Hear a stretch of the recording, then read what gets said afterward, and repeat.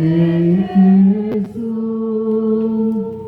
benedictum fructum ventris tui, nobis post exilio, Deus tende, o clemens, o pia, o dulcis Virgo Maria. Ipanalangin mo kami, O Santa Mariang Ina ng Diyos, nang kami ay maging marapat makinabang sa mga pangako ni Hesukristo ang Panginoon. panalangin sa pagdiriwang ng kapistahan ng mahal na Birhen ng Fatima. O mahal na Birhen ng Fatima, ina ng Diyos at aming mabunying Reyna at Ina, bukod sa pinagpala sa babaeng lahat, ikaw ang tala sa umaga. Ikaw ang karangalan ng aming lahi, ang tagumpay laban sa kasamaan.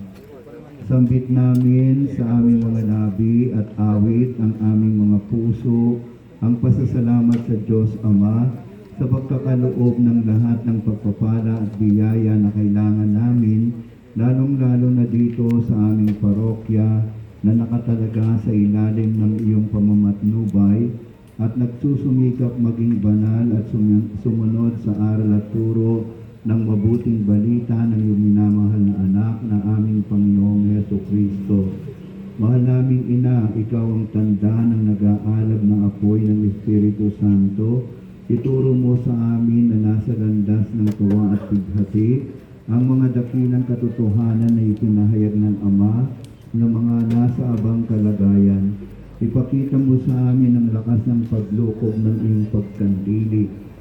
Sa iyong kalinis-linisang puso, palingayin mo nawa kaming mga nagkakasala at akayin pabalik sa Diyos. Ipinagkakatiwala namin ang aming mga sarili sa kamahal-mahalang puso ng iyong anak at sa iyong kalinis-linisang puso. Umusbong nawa dito sa amin ang magkakaisang pamilya upang makabuo ng isang pamayanan na may nag-aalab na debosyon, nagdiningas na bokasyon sa pagpapari at pagmamadre, sa isang sambayanang naglilingkod ng may kababaang loob at pagmamahal sa lahat ng gawain.